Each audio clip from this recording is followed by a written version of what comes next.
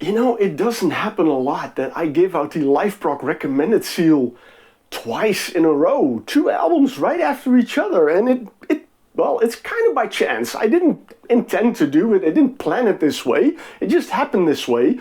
Because my last video I did on Karnataka's Requiem for a Dream, I gave out the LiveProg Recommended seal because that album is absolutely fantastic. But the album that I'm reviewing in this video is equally fantastic. It's a new band, although they are around since 2020, and there's something magical about them. You know what? Just keep on watching, and I'll do my best to explain to you why this band is so great. I'll give you the name. The band is called Oddleaf. Hey there, kids. We are in Halo, and you're watching LiveProg. Hey there, welcome to LiveProg. I am Marcel, and yeah, I'm here to tell you, or try to tell you, why the debut album of the French band Oddleaf, where Ideal and Denial Collide, is so good, so beautiful. And I gotta say, it's not easy because I have been listening to the album a lot, and as you can see, I don't have a copy of the album to show you guys. I have I have the digital cover to show you, but other than that, I just made some notes, and that making the part of making the notes wasn't that easy to do, for the simple reason that when I was listening to the album with my blank notepad, I found that I got so caught up in the music that by the time the album was done, I didn't have any notes. So I had to listen to the album again. And the same thing happened. And I've been listening to this album so many times, and every time I put it on, I found it more beautiful. When you look at the cover, when you look at the visuals on their website, the idea you get is it is dreamy, it is fantasy, it is out of this world, it is magical, and all these elements you find in the music. When you listen to the music, you find that, and that is what I love about it. It is music that you can really lose yourself in, forget everything around you, and just, you know, be at peace for 45 minutes or maybe a little bit more. That makes the experience of listening to this music so beautiful, and that's why I'm really happy with that. I don't have a physical copy of the album. The reason is very simple. Normally I would wait until the album would be released, I'd order a copy and I'd do a review of it. But in this case, I got in touch with the band and they kind of asked me if I wanted to do a review before the release of the album. The release is on October 11th, 2024. And I said, well, I understood their reasons, because they said it's not easy for a new band, you know, to reach the audience, to reach the listeners. And I understood that. And it's like, yeah, man, that's pretty much what LiveProg has always been about. You know, helping young bands reach an audience. That's what I love to do, and especially with a band that is as good as Oddleaf are. I mean, wow, they are incredibly good. So that's why it was like a pleasure to do that. So that's why I don't mind that I don't have a physical copy. I have the music to talk about, and finally got some notes. They started out in 2020 when Carina Taurer and Mathieu Rossi, they decided, you know, we want to start a band, we want to start a progressive rock band. They had a history in medieval music, and that's an element you do hear back when you listen to the songs on Where Ideal and Denial Collide. You hear those influences, you hear some folk influences, you hear rock influences. But what I love the most is that it's a very modern sounding album with this nice 70s prog sauce, this classic prog sounds spread on top of it, and that makes it a real joy to listen to. They really put in a lot of effort in creating these really beautiful songs. So songwriting wise, they did a fantastic job, because when you listen to the songs, you really will be like blown away by it. It is such beautiful music. It's only 6 songs. It's a relatively short album, but at the same time, it is so beautiful that I don't think you're going to have a problem with putting it back on or playing it on repeat or whatever, because this is music that really, you know, takes your mind off things. The opener, The Eternal Tree, is about 2 minutes. It's more of an instrumental, atmospheric piece that gets you in the mood. It's kind of an appetizer for what's to come. But then you got Life, and that shows you what this band is all about. Like I said, it's a very modern sounding song. They have modern instruments in it, but at the same time, it does have that vintage seasoning throughout. and that's what I like about it. It's a very keyboard-orientated album, which I love very much, but at the same time there are some really nice guitar parts in it. The band has a really solid rhythm section, and what I like, and what I mentioned is Matteo Rossi. He is the flutist in the band. And he plays the analog flute, but he also plays electronic flute and all kinds of other wind instruments on this album. And that creates this really nice, this dreamy, and I would almost say magical element in the sound. I love that very much when they put instruments like that in it. Then you also hear the lead vocalist. I mean, they had the several members do the vocals, so they have some harmonies in it, which is really nice, especially in the instrumental pieces. You also hear that a little bit, but in the songs where they have vocals, you have an amazing frontwoman doing the vocals, and I'll mention her name, Adeline Gürtner. I'll come back to her in a moment. That first song, it's about 11.5 minutes. It's a real treat to listen to. The third song on the album, Ethereal Melodies, they put that out a couple of weeks ago. They put it on YouTube and with a nice video on it.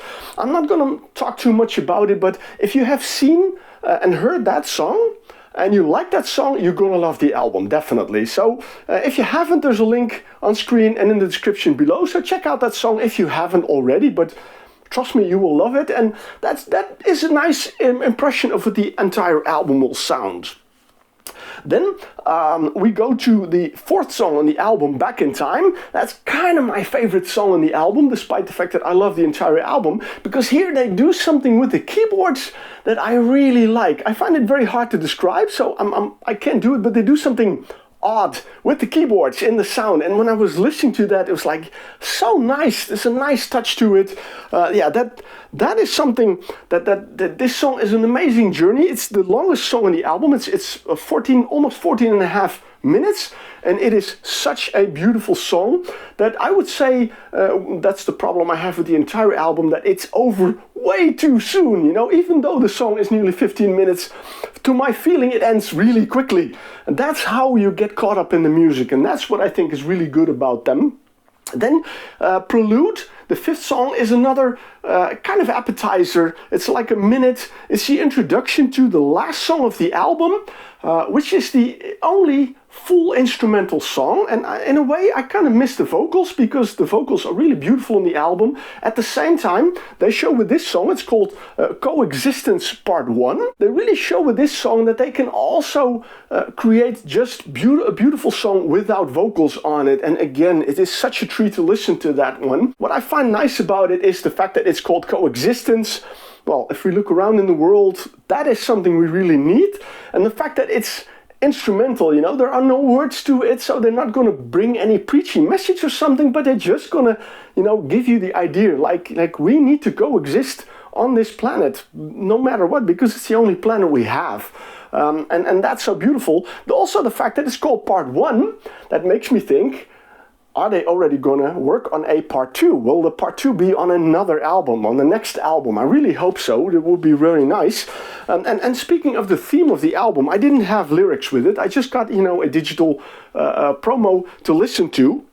But I did look up a little bit, and I'm gonna be honest, I got this from the Bandcamp biography, so I didn't make it up myself, but it says the album deals with ecological and humanistic themes, celebrating the majesty of nature, and you know, that's that beautiful, that magical, that dreamy part of it, while questioning humanity's place within it. So it has some interesting themes that you can ponder over throughout the lyrics. I looked for it, I couldn't find any lyrics, unfortunately. I would be interested to know better, but you know, when the album is out, the lyrics will probably be in it, if of course you go for a physical album. And I really recommend you buy the CD, because that's one of the best ways to support a band. So yeah, it is absolutely a very beautiful album. I mentioned a few names already. Let me mention the rest of the names. The full lineup of the band is Olivier Orlando on bass, guitars and backing vocals, Carina Taurer on keyboards and backing vocals. She also composed all the songs. On lead vocals, Adeline Gürtner. And I have a nice story about her. Matteo Rossi, as I mentioned, doing flutes, wind instruments, but also backing vocals, and Clément Curadero on drums. Now, Adelina Gutner contacted me a couple of months ago early in July through Facebook with a message that she came across an old video that I did for LiveProg about 12 years ago from the French band Akin. And that was the band where she did the lead vocals on. And of course I mentioned her in that video. Important reason why this is such a beautiful album to listen to, and that's the one I'm going to mention.